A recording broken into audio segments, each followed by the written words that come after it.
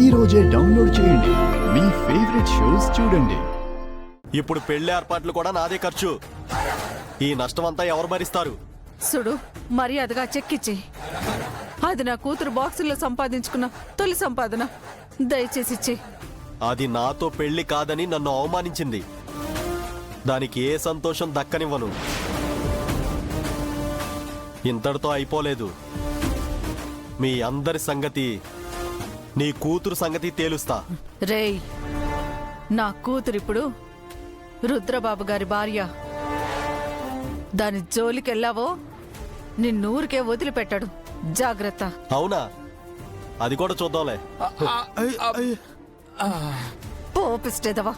ఆడు చెక్కు తీసుకెళ్లిపోయాడంటే గంగ ఎంత బాధపడుతుందో. సీను, గంగెక్కడ్రా? పోటీలో గెలిచాక ఈ చెక్కు నాకిచ్చి రుద్రసారి వాళ్ళ ఇంటికి వెళ్ళిపోయింది పిన్ని. అవునా? ఆ పెళ్లి గురించి తెలిసి వాళ్ళంతా ఏమనుకుంటారో ఏమో.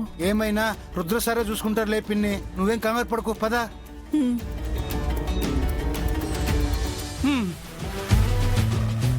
నచ్చిందే చెక్కు వచ్చినట్టే వచ్చి అటు వెళ్ళిపోయినదేటి?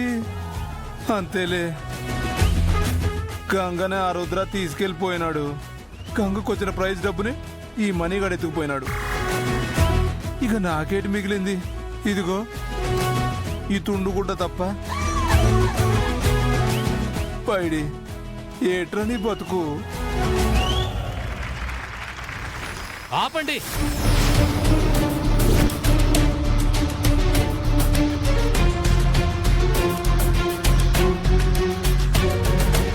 ఏం సాధించాడని చప్పట్లు కొడుతున్నారు? నా చెల్లెలి జీవితాన్ని నాశనం చేశాడనా?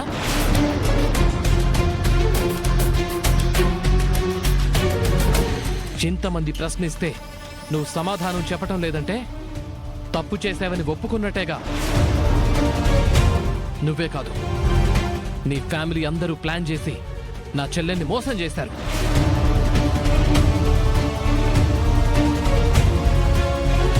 ముఖ్యంగా గంగ నా చెల్లెలి మీద పంతవుతో తన ఇదంతా చేసింది. వదిలిపెట్టాను.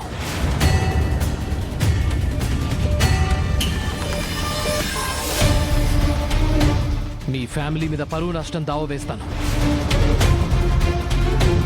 కాసేపట్లో పోలీసులు అందరూ వస్తారు. మీ అంతు చూస్తారు. Stop it.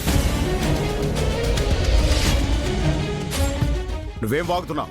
వింటున్నాం కదా అని చేతగాని వాళ్ళమనుకుంటున్నావా? నీకు మించిన పలుకుబడింది నాకు. తప్పో ఒప్పో మా రుద్ర వల్ల పొరపాటు జరిగింది. దానికి కారణమేంటో తెలుసుకోకుండా ఎందుకు అందరూ నిందిస్తున్నారు?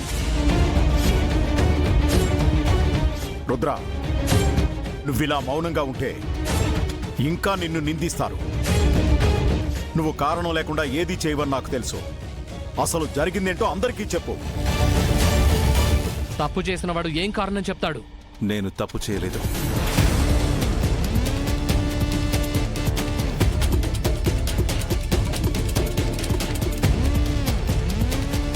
న్యాయం చేశాను.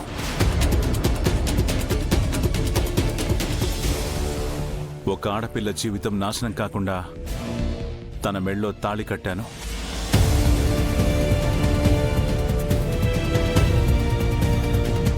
ఎందుకంటే ఆ పరిస్థితుల్లో నాకు వేరే మార్గం కనపడలేదు కాబట్టి. ఐఎమ్ సారీ పారు. మాట్లాడుకో. ఏమన్నా న్యాయం చేసావా? ఒక ఆడపిల్ల జీవితాన్ని కాపాడావా? మరి నా సంగతేంటి?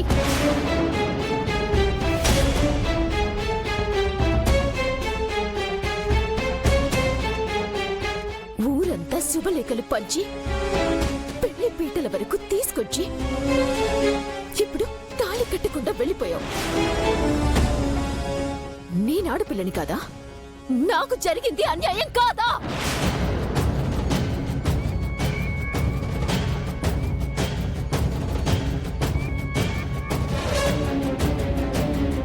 ఐ నో, ఇదంతా నువ్వు కావాలని చేశావు. ఎందుకంటే నేను నీ ప్రేమని కాదని వెళ్ళిపోయానన్న కోపం ఇంకా నీలో పోలేదు. అందుకే నా మీద రివెంజ్ తీర్చుకోవడానికి ఈ పెళ్లికి ఒప్పుకున్నావు. లేదు పారు, నన్ను అపార్థం చేసుకుంటున్నావు. లేదు, ఇప్పుడే నీ నిజ స్వరూపాన్ని అర్థం చేసుకున్నాను.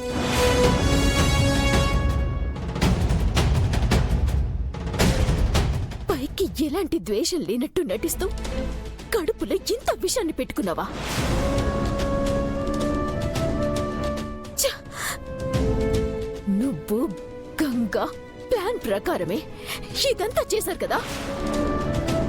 చివరి నిమిషం వరకు నన్నే పెళ్లి చేసుకుంటానని నమ్మించి చివరికి దాని మెడలోని తాళి కడతావని దానికి తెలిసే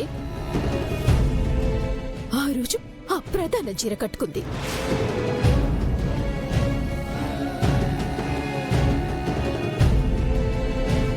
అంటే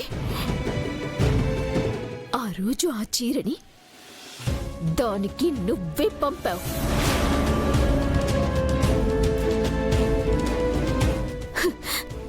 పిచ్చిదాన్ని, అప్పుడు కూడా నిన్ను గుడ్డిగా నమ్మాను. లేదంటే ఆ రోజు ఆ గంగని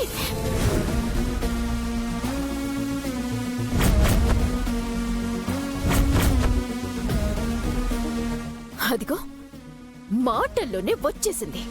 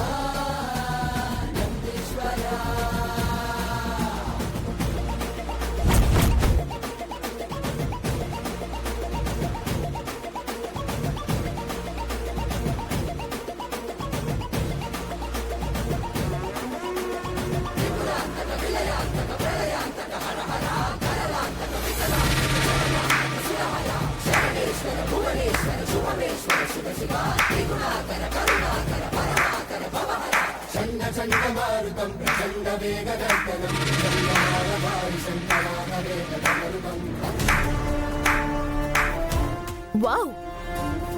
ఇద్దరూ కలిసి ఎంత బాగా ప్లాన్ చేశారు. ఎవ్వరికి మీ మీద చిన్న అనుమానం కూడా రాలేదు. గ్రేట్.